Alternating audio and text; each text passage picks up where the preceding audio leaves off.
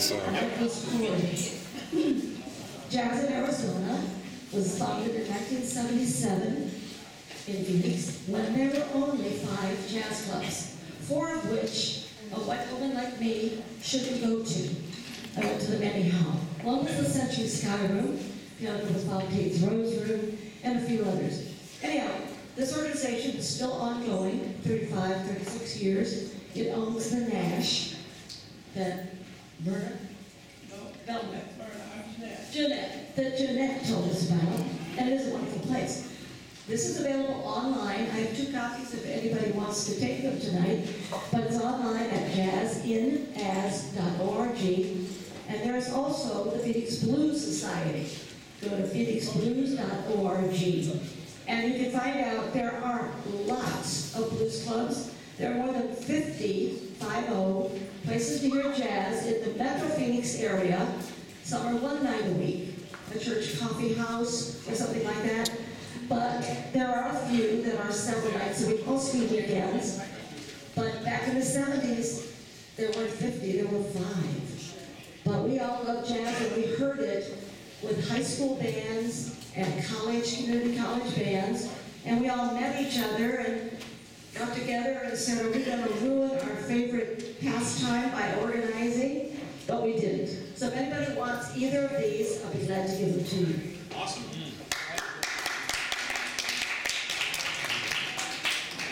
Yeah, you know, this is one of those, I got to do the historian thing for just 1 second, and then we're going to get to some more stories. But yeah, the blues is so central to our understanding of who African American people are.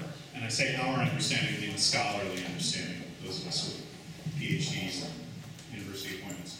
Because some of you may have read Leroy Jones, aka Amiri Baraka, right, in his book Blues People. Right, there's a reason he chose that genre, right, to talk about this notion that African Americans have a culture, right? Because prior to that work, prior to the 1970s, there was this notion that black culture was just a shabby remake of European culture, that there was no common thread there. And so he was one of the central people to create that narrative. Now that narrative has been nuanced, right? Most scholars no longer have this notion that there's actually something in African American hemoglobin that creates the blues, right? Or that you have a blues gene, right? In addition to the X or Y chromosome, you have a B chromosome. We come to a more subtle understanding of how these things emerged culturally. And I say that as someone whose PhD advisor just married Amiri Baraka's daughter. Oh, wow. Yeah, I know. I'm like, I got very good connections. Without further ado, I want to make sure we get as much music in here as we can. So we're going to bring on our fabulous vocalist, and I'll let these 2 fine people introduce themselves. And I believe this is going to tie in directly to the blues. We have not just any blues song, but one from The Color Purple. So please welcome the vocalist.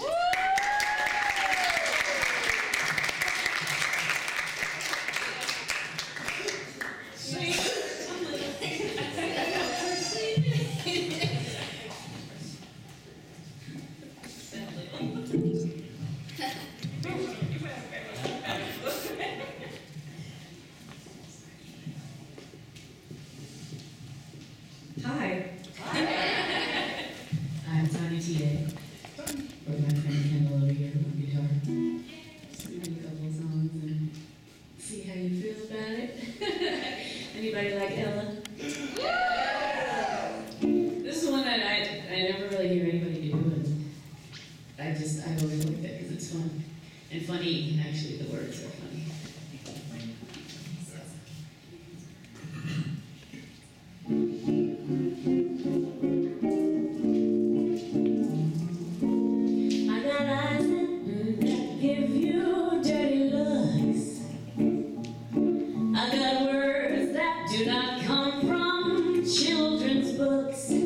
There's a trick with a knife.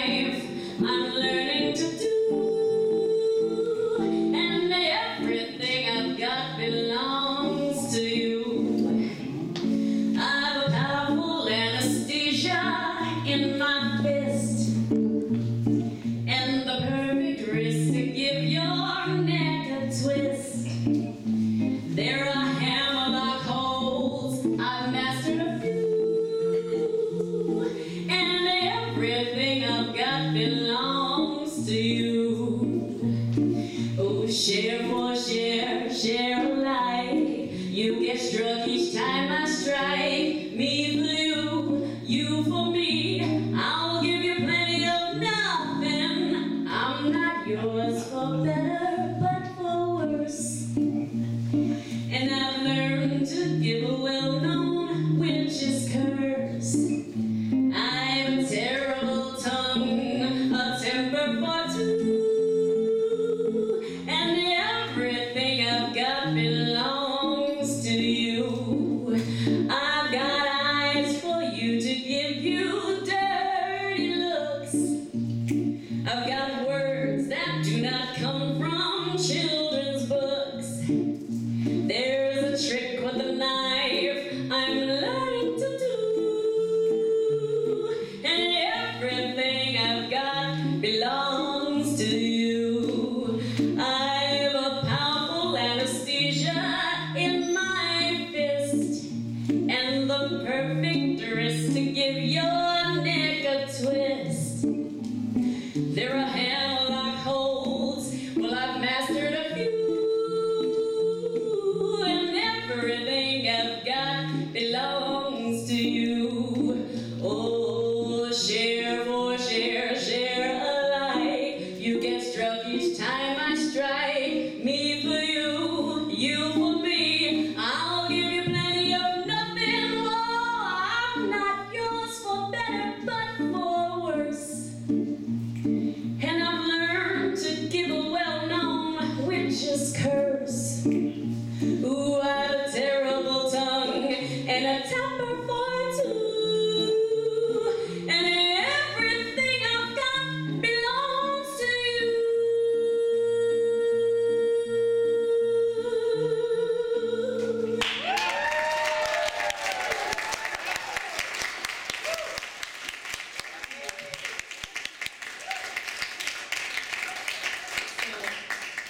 That's the part of jazz I like, the fun part, the free part. Anything goes. It's cool. I'm a little nervous. I'm not used to the smaller crowds and lights where I can actually see faces. I'm used to like lights in my face where I can't see anybody. I don't think I've ever been this close to someone. It's cool. Intimate settings are good.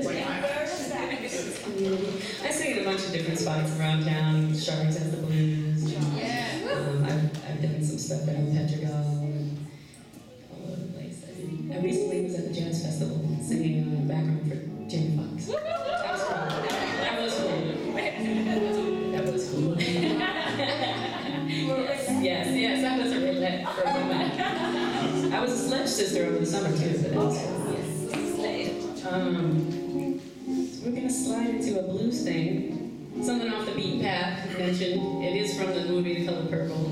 And I remember Shug Avery. I wanted to be her. I still do. So that's what all this is about. Gel and a toothbrush, in case you were wondering. It works. Okay. So.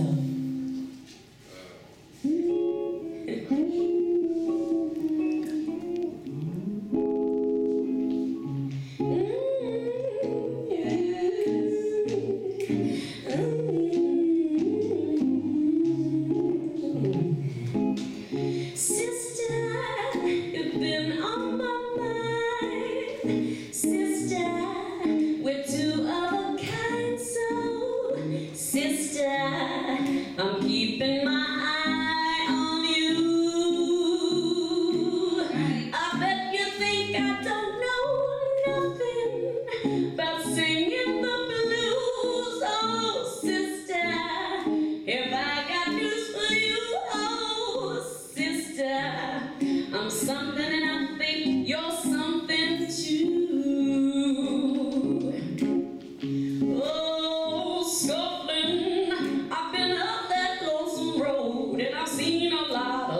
was going down. Oh, trust me, ain't no one gonna spin me around. So let me tell you something, sister. Remember your name, no, mister. Gonna take your stuff away, oh, sister. We sure don't have a whole lot of time. Oh, so go on and shake your shimmy, sister. 'Cause honey, this little lady's feeling fine.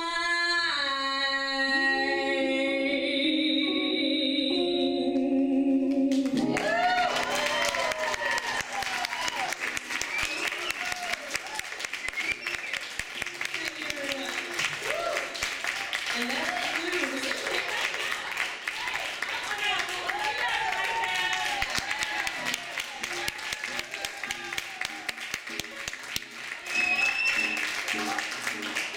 Very different. And I wanted to ask you, she sings everything, but what about the blues? You said the blues you like most because it's free. How did you get into blues? When you think of Ella, you thought of the songs you wanted to sing tonight. What made you choose those two songs? That's a nice question. Okay.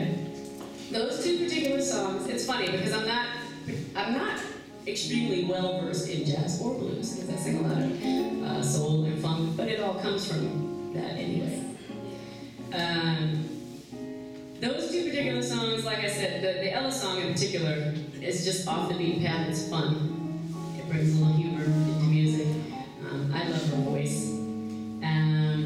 It speaks to my personality because I'm a little bit loud. You can dress all refined and still be a firecracker at the end of the day. So that's what that song represents for me. So I figured, everything I got, it's all for you. I know it looks great. Watch out. Pretty has a little temper. So that's why I picked that song. The other song, I've always loved songs that are like that particular. It's gritty blues. It's from someplace down deep that has no definition and has no rules. It's all emotion. It's also positive, particularly for women, females. It's like, sister, don't you fret. I got your back. It's kind of like that. And it's organic. I think that's why I really like that song the most. It's real organic. It's free. It's natural. And that's me too. I'm a sister.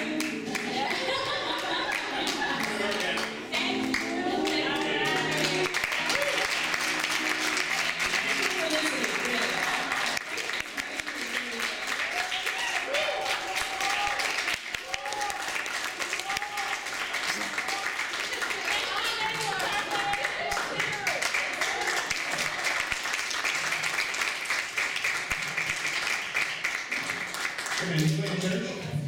You play in church? Yeah. You just kept playing. He's like, Right? The spirit goes away. Stop. Yeah. Excellent. That was a real treat. Thank you again. That was a real treat.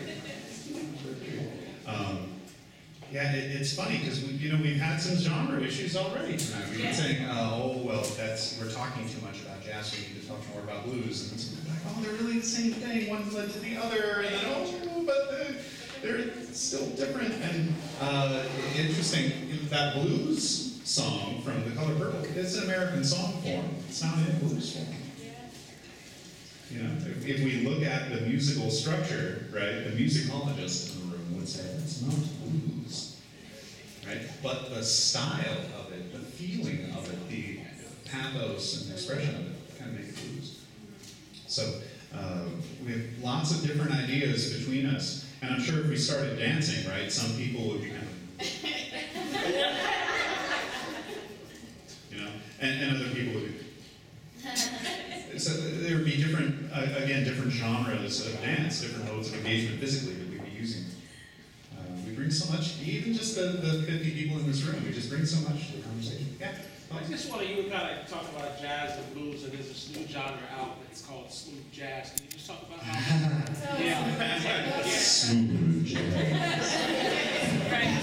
I have one of my best friends in the field is at UT Austin, and he writes about this. He wrote a part of his dissertation on smooth jazz, where it came from, how it was marketed. There was an album called Wine Light, right? That had a glass of red wine, you know, and it's so terrible. And how it took it emerged in the 80s, right? And it took this mood, this notion of cool, that was really born in the 1950s and matured in the 60s and marketed it in a really compelling way. And interestingly, there's some really interesting work coming out on Muzak, which is related, right? And which does actually, they've done clinical studies, it makes people buy more stuff. That's why you still hear it in retail establishments, because it really does make, you all are being manipulated all the time. Buy the elevator. What are we buying in the elevator? Well, you're going on the way to buy something. It just puts you in the mood, just like wine light. Puts you in the mood. Right? Yeah. Well, isn't it more like musical wallpaper? Musical wallpaper? I mean, it's there, but you really don't notice it. You have it on at the office when Coyote yeah, well, now Coyote's on an AM station, that's where jazz belongs, in the cellar radio. Because we don't, you can stream jazz on your computer. There's hundreds of 24/7 jazz websites that you can hear live jazz on. Here, you can hear it from 8 to midnight, maybe till 1 a.m. on K-Jazz. And that's mostly, well, they call it classic jazz, but it's mainstream swing, modern jazz. Yeah. Where do you all hear jazz or blues these days? Let's just take a quick survey, right? Stream it, Pandora, or whatever. Anyone use LPs? Yes. Records? Anyone? Yeah? Jazz LPs? CDs. How about over here? How do you guys get this stuff? Vinyl? Open mic places, live jazz. Very good. 12:30 a.m., like you say. Yep. Okay. Yeah, and there's a lot of the ways that musicians made money 30 years ago, right, through being played on the air or by selling records, are no longer viable. So live performance is actually one of the best ways to support professional musicians. So I would encourage you to follow through on what you've heard about the Nash and about some of the other events that we'll be telling you about tonight, because, you know, you can spend your $5 here or there, and spending it there makes a lot of difference. It really does. It keeps the culture developing, because jazz is a conversation, and if we want people to be involved in that conversation as performers, they need to have a way to eat. So, Yes, Tanika wants to share something. Sure, about her Tanika. experience. I know. It's Tanika.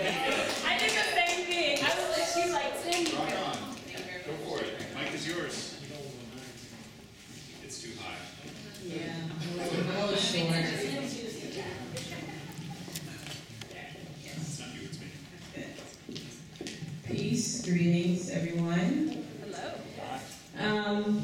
So the meet your next, right? We made a bet that if, you know, one of us got up, then the other one have to. We're complete strangers, so. So I was just gonna sit here and listen and observe and all of that. I'm just in town. I was here for a few days. I'm leaving tomorrow, but yeah, I just happened to come to the gardens and just, you know, be in the desert and nature, and I saw a sign, so I was like, wow, jazz and blues, I guess 6:30, it's 6:42, I'll just come in and see what's happening. So here I am, but I've been inspired by band, people speaking, the blues, your speech, the last singer that came up, thank you very much. So, of course, as, you know, artists, sometimes we just come and want to observe, but then we're inspired to do something, so. I guess my family is originally from the Bayou, from the South, Louisiana. So highly influenced by blues. And when the whole Southern migration happened from the South to the North, my family ended up in Detroit. That's where I was born. But that blues still traveled all the way with them. So when we were younger, one of my aunts, Mary, she would have the parties at her house. And they were always in the basement, and we'd kind of like sneak down the steps, and it was always blues music, you know? Down home blues. So that's how I sort of got into it. I guess it was just always there from the time I was little. So even as a teenager, 14, 15, 18, early 20s, my friends would always say, oh, you're old, you know, you're old. Stop listening to this music, you know? I would be blasting music in my car, you know, Johnny Taylor, and they're like, who the hell is this guy? Yeah, you know that, yes. So I'm gonna share a little piece really quick, I'll be fast. And then someone has to guess who this is. Okay, all right.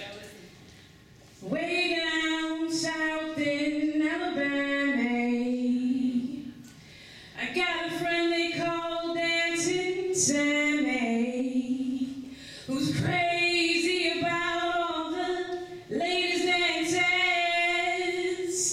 Black bottom we be stomping, two ladies prancing. Why y'all keep it so cold in here? Y'all wanna make some music, y'all better turn on some heat or give me back my coat. Sure, they got quiet in here. I never could understand no silence. Always gotta have some music somewhere in my head to keep things balanced. See, the more music you got in the world, the fuller it is. You see, white folks don't understand about the blues. I mean, they hear it come out, but they don't understand how it got there. They don't understand that's life's way of talking. You don't sing to feel better. You sing because it's a way of understanding life. I done made this company more money for my records than any other recording artist they got, and all they want me for is my voice. You see, music, blues, music. Music can help you get out of bed in the morning. You wake up feeling like you ain't alone. See, this world be empty without the blues. I take that emptiness and I fill it up with something. Way down south in Alabama,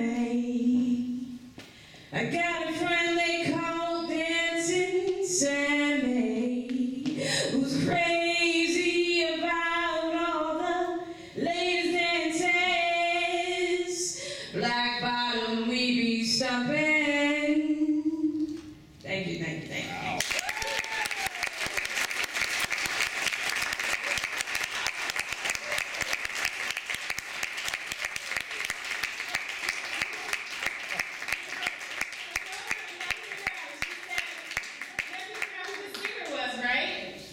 You wanted us, Tanisha, you wanted us to figure out who the singer was? Yes. Who do you guys think is the singer? Does anybody know? Ma Rainey or Bessie Smith? Bessie Smith. Are they right? Ma Rainey, All right, good job. Okay.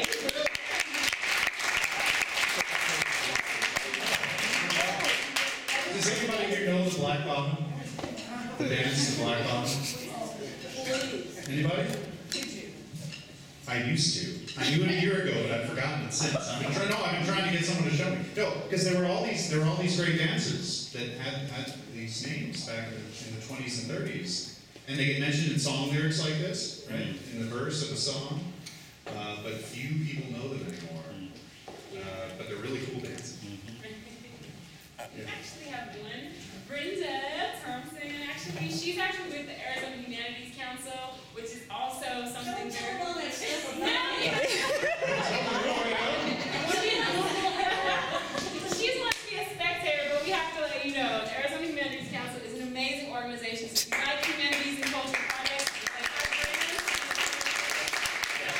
She's going to share a story with us. So. Hey, Brenda.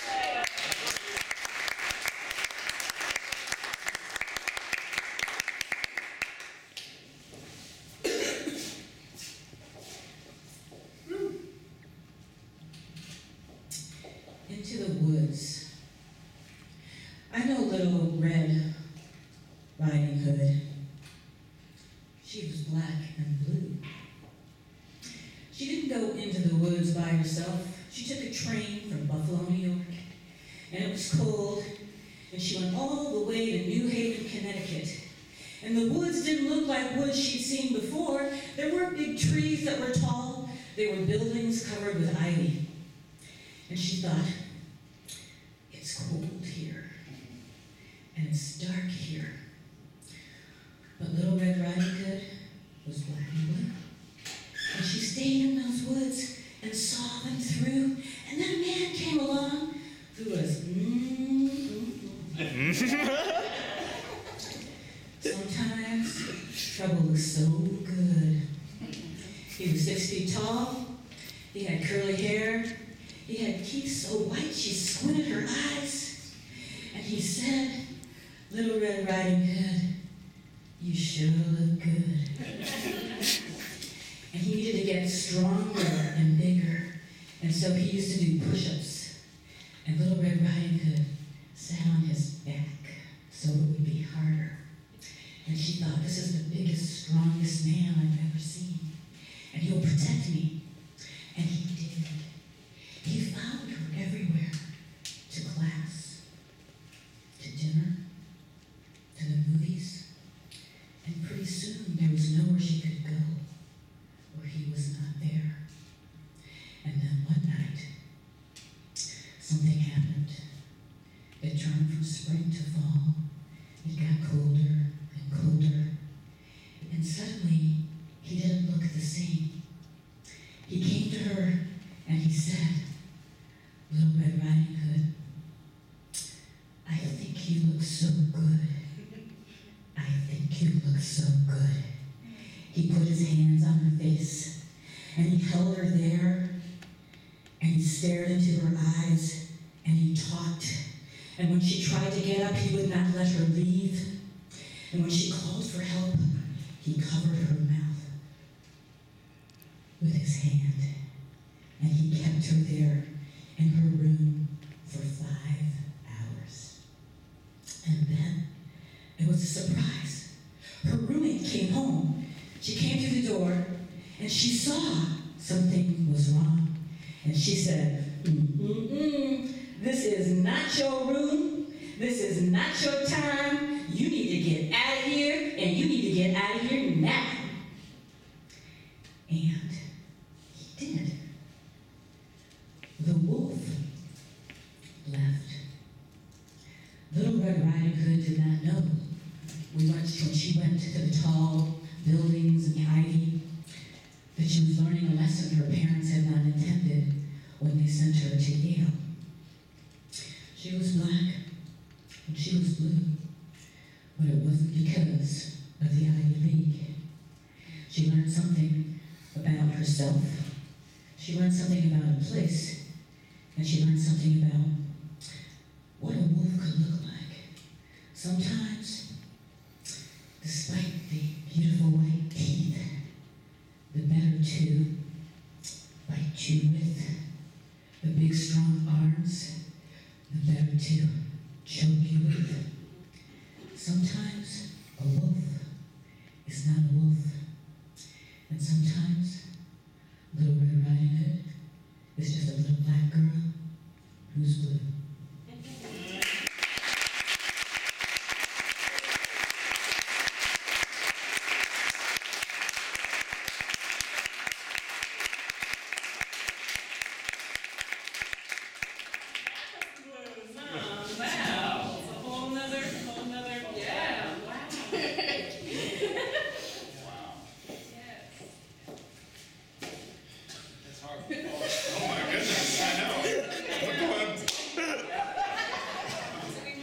Yeah, it's about time, isn't it?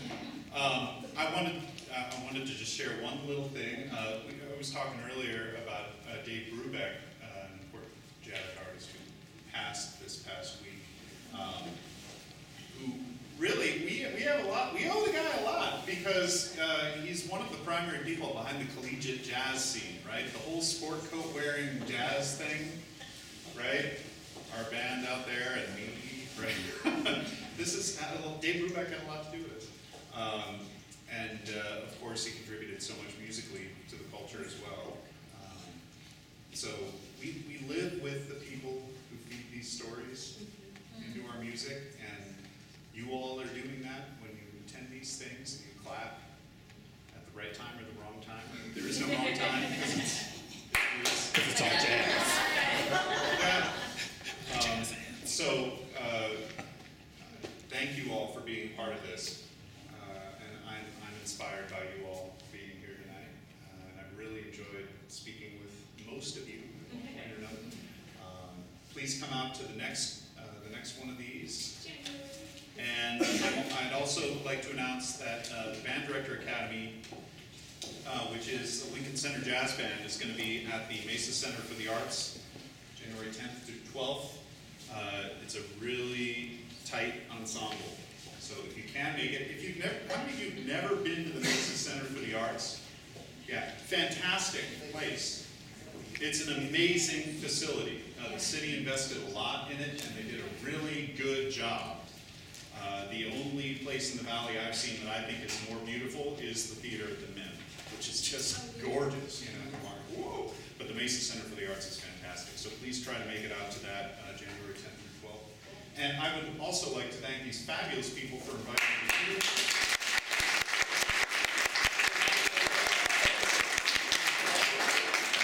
Great work. So if you see their names on something, go. Awesome. That's great work. Thank you. Thank you so much, Richard.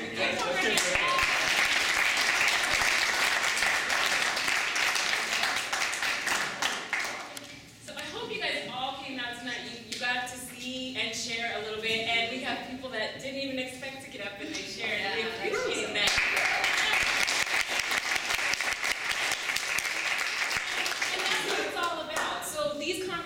That you're having, meeting someone new, keep it going. We do it here, but we only do it once a month. So make sure that you're doing it every day, because that's how we grow. Because again, your voice, there is no one vital voice. You all have that vital voice in a role to play. So make sure that people know it.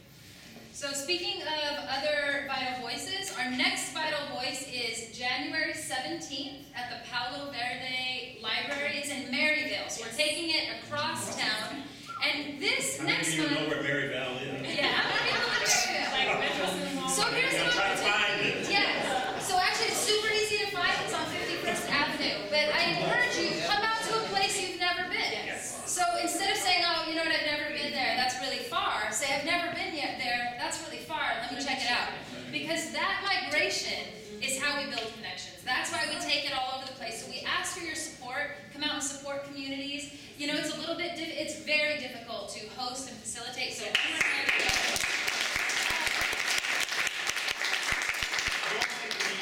and the topic for next month, for January, is childhood stories.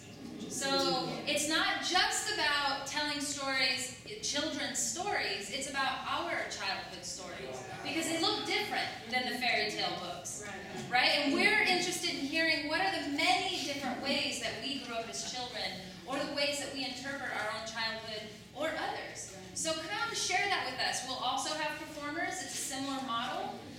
There will be performers that we hire, people that are inspired to step up, and then more conversation. So we welcome that. It's January 17th at Maryville, Palo Verde Library.